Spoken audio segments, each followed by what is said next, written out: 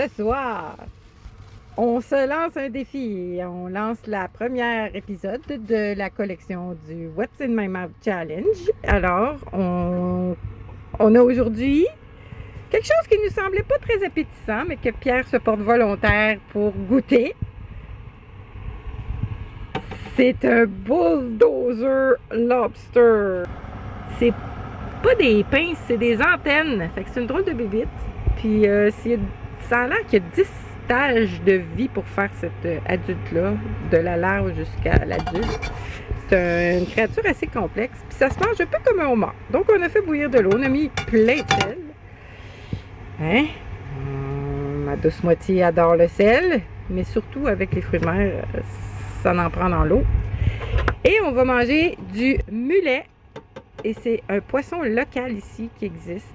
Donc ça, c'est deux produits de la mer qui sont typiques de la région ici, de la Floride, la côte du Golfe du Mexique. Et on est actuellement proche, en route vers Panama City.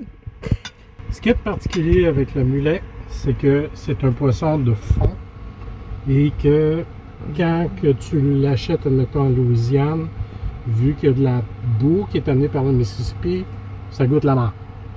Mais ici, ce qui est particulier, c'est que la mer, les plages, c'est un fin sable blanc, comme qu'il y a un white sand, c'est du quartz, qui est égrené très fin.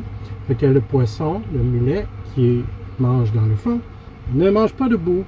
Et c'est il mange pas de marde. C'est là qu'il paraît qu'on peut goûter les vraies saveurs du poisson. Ça a été raconté par quelqu'un que j'ai parlé par hasard. Qui nous a fait connaître ce poisson-là. Alors, on découvre la culture à travers les gens, on arrête, c'est spontané. Et je voulais ajouter au niveau valeur nutritive que ce bulldozer lobster-là, c'est une viande faible en gras, hein, comme la plupart des fruits de mer, mais particulièrement celui-là. Écoute, on a à peine 1 gramme de gras par 100 grammes.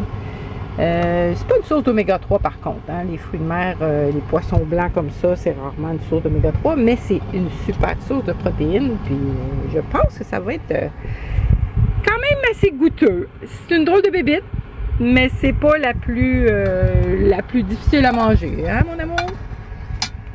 Ça va être très dur. Très dur. Je commence à craquer mon courage. Oh, avec un bon rhum Kraken. On craque le courage avec le Kraken rhum aujourd'hui. Pourquoi Kraken? Parce que Kraken, c'est une pieuvre. Ah, on aime beaucoup les pieuvres ici. C'est notre animal fétiche ici, dans la famille. Vous verrez souvent mon mari avec des chandails de pieuvre. Voilà, cuisson non traditionnelle pour faire fondre ton beurre à l'ail. Quand tu as juste un choix de mode de cuisson par repas, tu te débrouilles. L'eau que servie au homard sert aux nouilles et sert aux haricots. Elle sert aussi à faire un bain-marie pour la petite sauce à l'ail. On va servir ça avec une petite sauce cocktail. Ah oui, la sauce cocktail ici, avec une sauce super piquante. Ah la la la la la la la la la la la la la la la.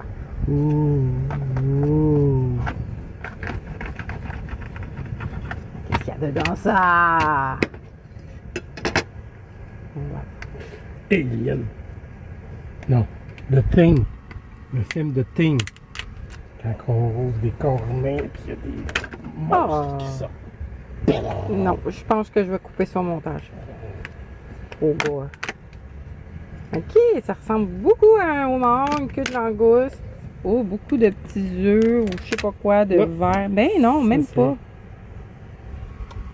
Ah ben tu vois, hein. Je pense que ça sera pas dur le défi.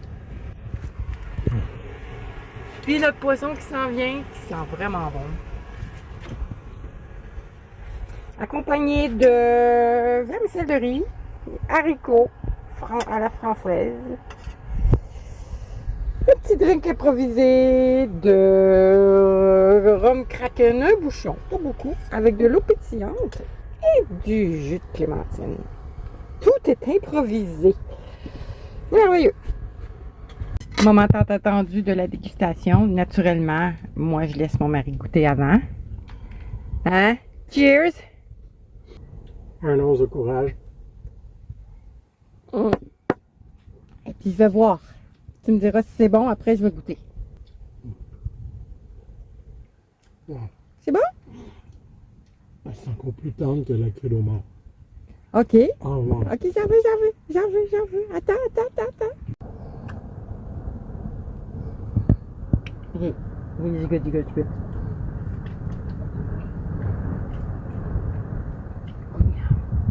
Wow. T'as raison. C'est vraiment presque comme un homard, mais avec une texture améliorée. Quasiment, la texture quasiment, je dirais, entre le homard puis le crabe des neiges. Mais sans le goût sucré du crabe des neiges. Il nous reste le poisson. Le mullet.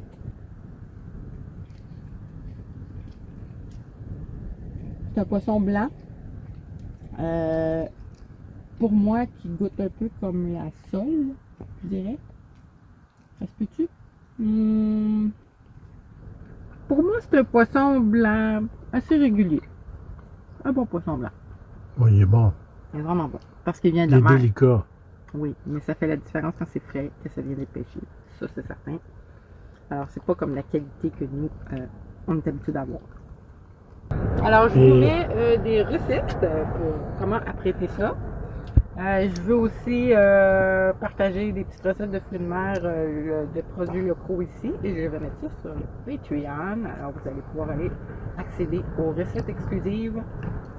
Patreon Nutrition Optimale pour tous. Tous les fonds sont versés à Nutrition sans frontières. OK. Ah, voilà. C'est fini. Il n'y en a plus. Le prochain challenge, je pense que on pourrait te faire manger de l'alligator. Es-tu game?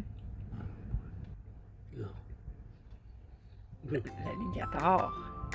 Qu'est-ce que ça va prendre pour que tu manges de l'alligator? OK, on va l'encourager.